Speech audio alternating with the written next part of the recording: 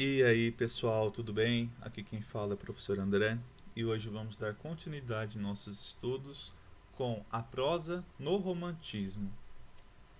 Bom, primeiramente, a sua popularização ocorreu a partir da segunda metade do século XIX. E como surgiu essa popularização, pessoal?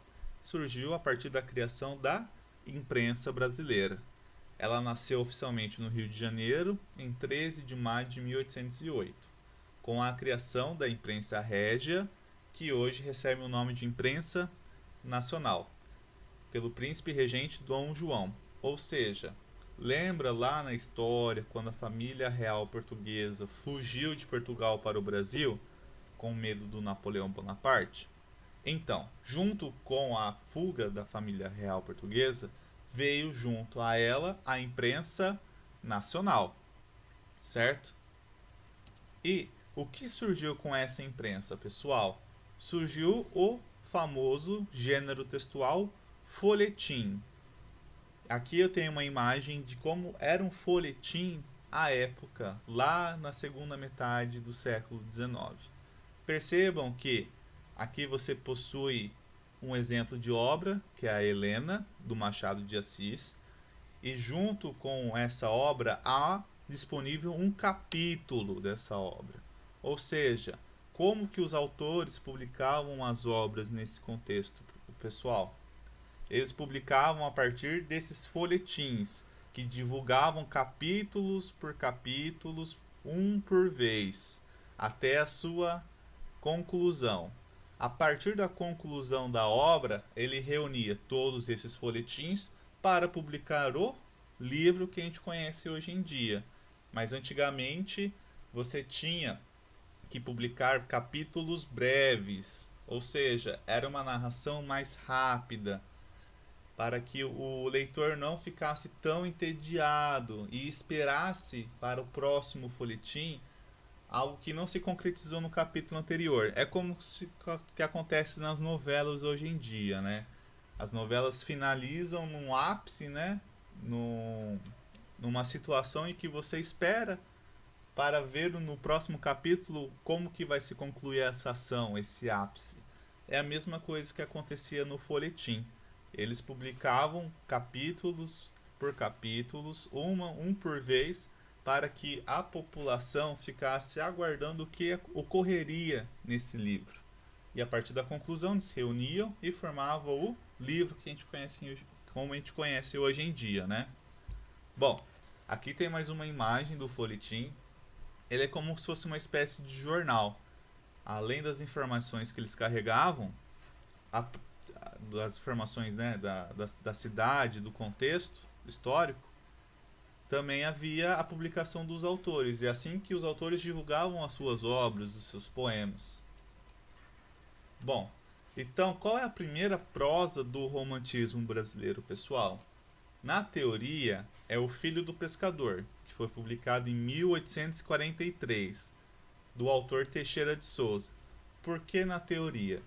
Porque essa obra ela não agradou o público na época, então ela não foi tão evidente na época. Hoje ela é considerada a primeira prosa do romantismo, mas na época ela não era famosa.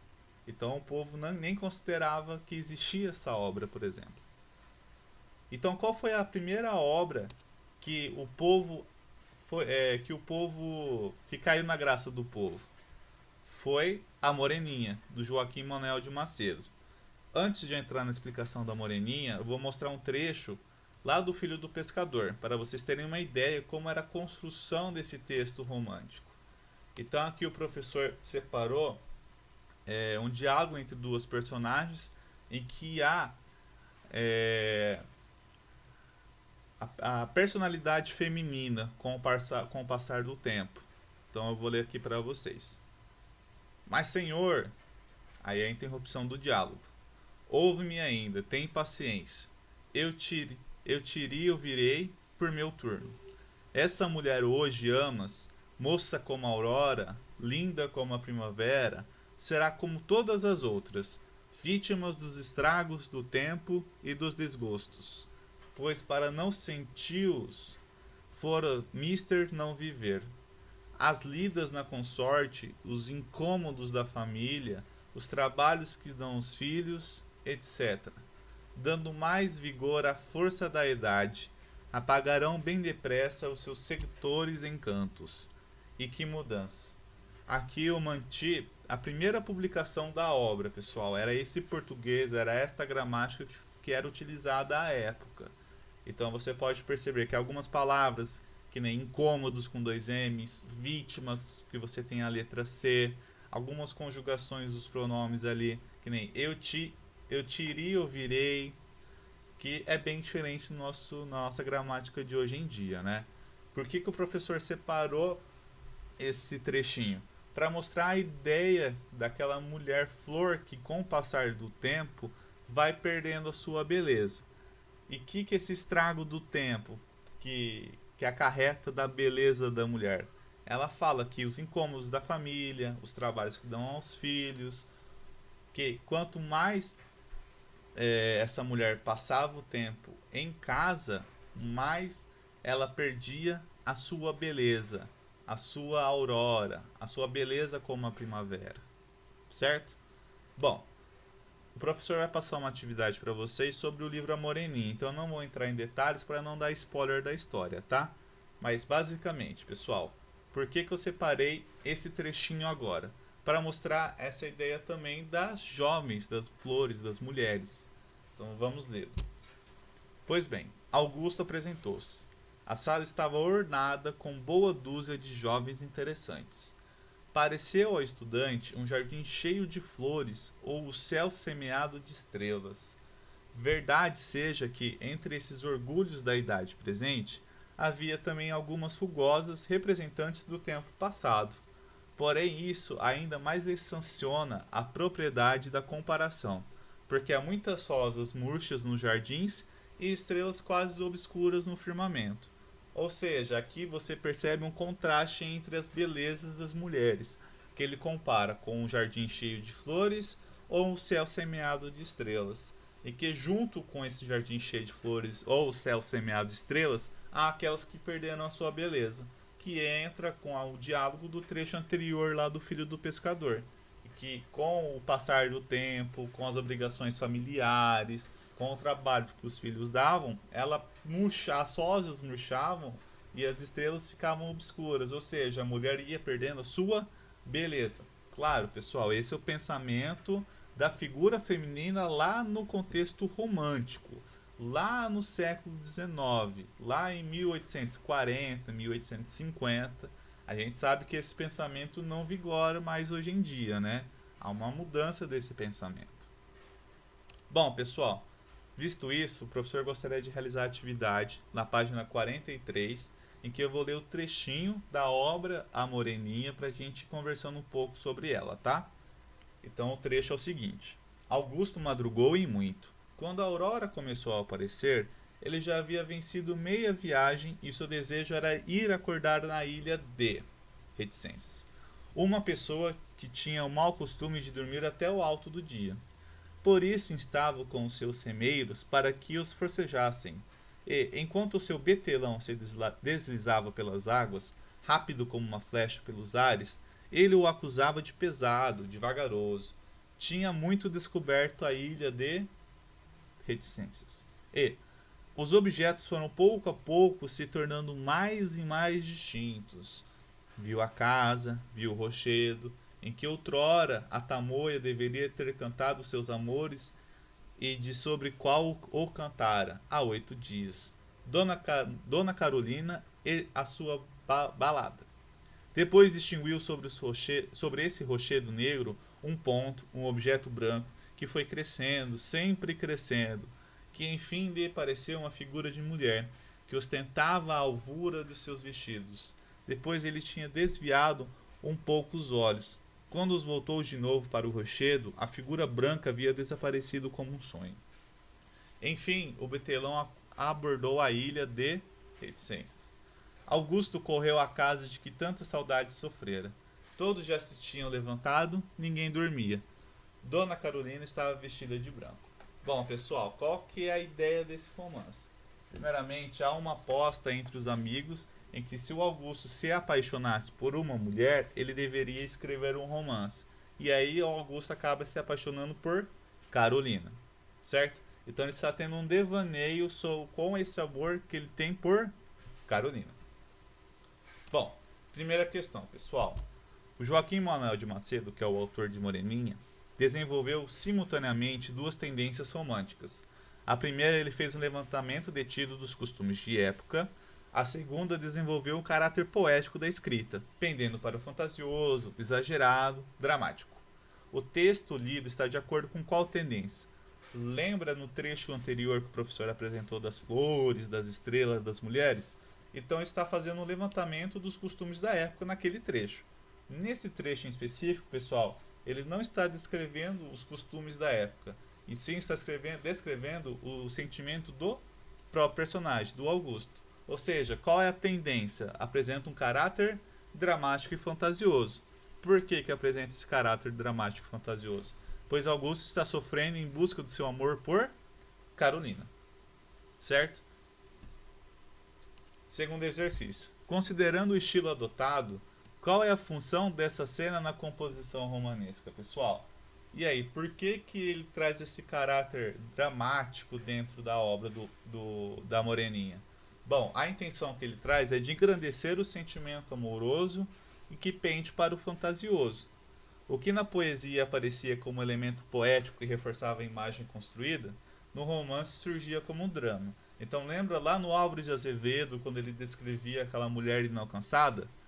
Então ele reforçava a imagem dessa mulher. Por que essa mulher era inalcançada? Qual era a figura dessa mulher? Como ele construía essa mulher?